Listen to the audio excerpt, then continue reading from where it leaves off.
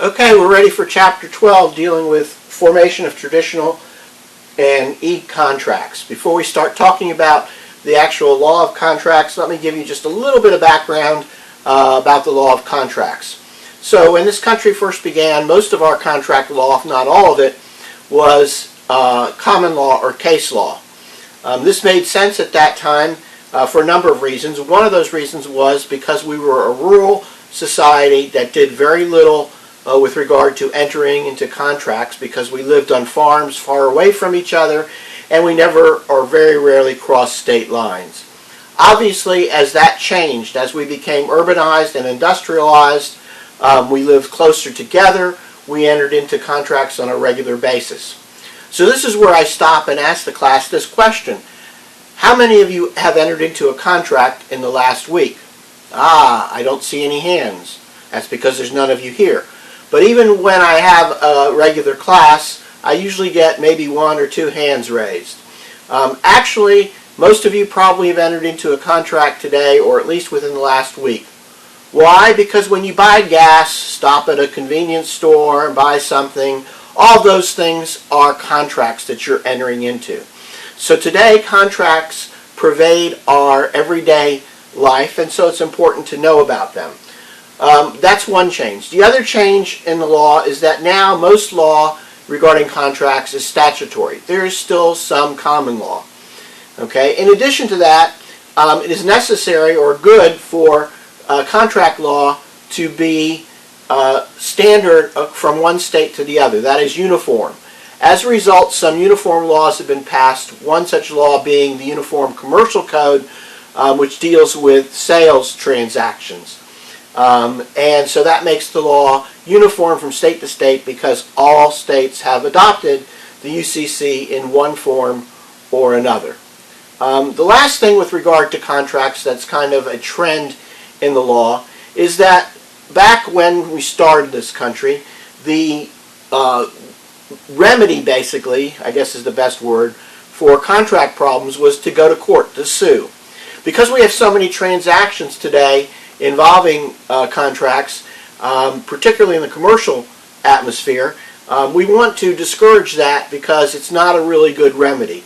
So consequently today, particularly under the UCC, there are many provisions that would provide solutions to contract problems without having to go to court. For example, under the UCC, in certain circumstances where a price is not scheduled in the contract itself, the UCC provides that it would be the market price for that particular product under certain circumstances. So that's another change that's taking place. Okay, so let's now start talking about contracts. Excuse me one second while I grab my little clicker here. Okay, so as I said, we enter into contracts daily, on a daily basis. Contract law is designed to provide stability and predictability as well as certainty in the marketplace. So we know what we're getting into when we enter into a contract, and we can quickly or hopefully resolve disputes. So a couple definitions of contract. A person's declaration that he will perform or refrain from performing some present or future act. It's a promise. The promisor is the person making the promise. The promisee is the person to whom the promise must be made.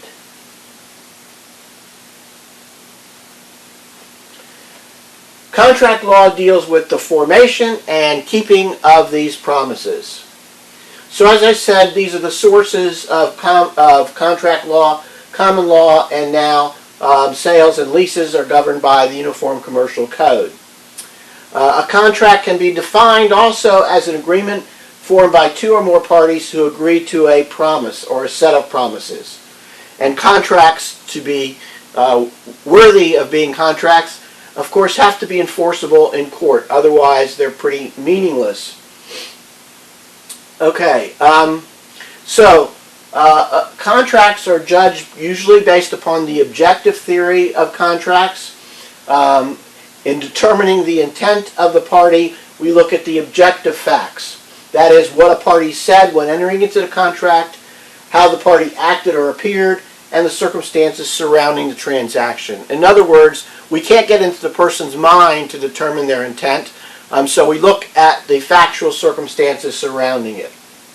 Alright, so this is probably the most important slide so far, and that is what are the required elements for a valid contract.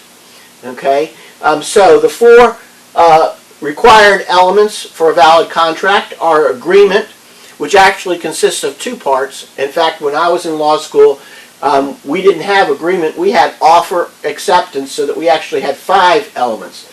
But now it's taught with being one element made up of the offer and acceptance. Consideration is the second element, which is a legally sufficient and bargained for item. So for example, consideration is usually something like the payment of money. Contractual capacity, that is, all the parties have to be competent. And legality, the purpose of the contract has to be for something that is legal. Now, what do you think is not on this screen? What is one thing that a lot of people would say, hey, that's missing, you can't have a contract? Okay, again, I don't see any hands out there, so I'll answer the question. The answer to the question is that you don't see a writing up there. The reason for that is that oral contracts are valid unless they fall within what's called the statute of frauds, which is a statute that all states have that say that certain contracts have to be in writing. And we'll talk more about the statute of frauds later. Okay, so what are the defenses to enforceability of a contract? There has to be voluntary consent to all parties, and some contracts require a certain form to be used. Alright, so the next thing is a way we categorize contracts, which is bilateral versus unilateral contracts. So every contract involves both an offerer and an offeree. The offerer, of course, is the party making the offer, and the offeree is the person receiving the offer. Okay, so a bilateral contract is defined as a promise for a promise. So if I make an offer to John to pay him $50 to wash my car by Friday afternoon, and John replies that he agrees to wash my car by Friday afternoon, that is a bilateral contract. My promise for his promise. The contract is formed at that point. Okay? It is executory, meaning it hasn't been completed, but the contract is formed. It's a valid, enforceable contract. Now, if I say to John, if you wash my car by this afternoon, I'll pay you $50, and John goes and washes my car, that is a unilateral contract, a promise for an act. That contract is not formed until he actually washes my car. Okay? In both situations, there may be a time frame, and where there isn't a time frame, usually the law implies a reasonable time. Now, what's a significant difference between those two? A significant difference is that in the bilateral contract, if John does not wash my car by Friday, he's breached the contract.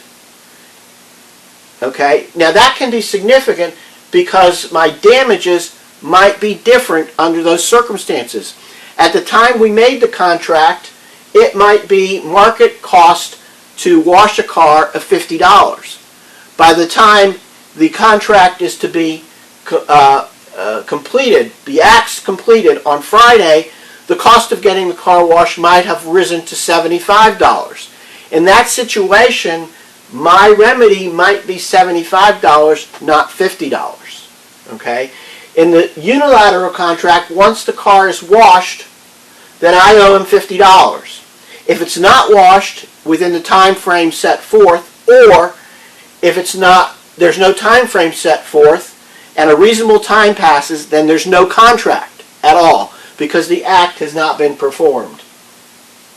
Contracts can also be divided into formal and informal contracts. A formal contract is one that requires a specific form. An informal contract is one that does not require such a form. Okay? Contract can also be express or implied.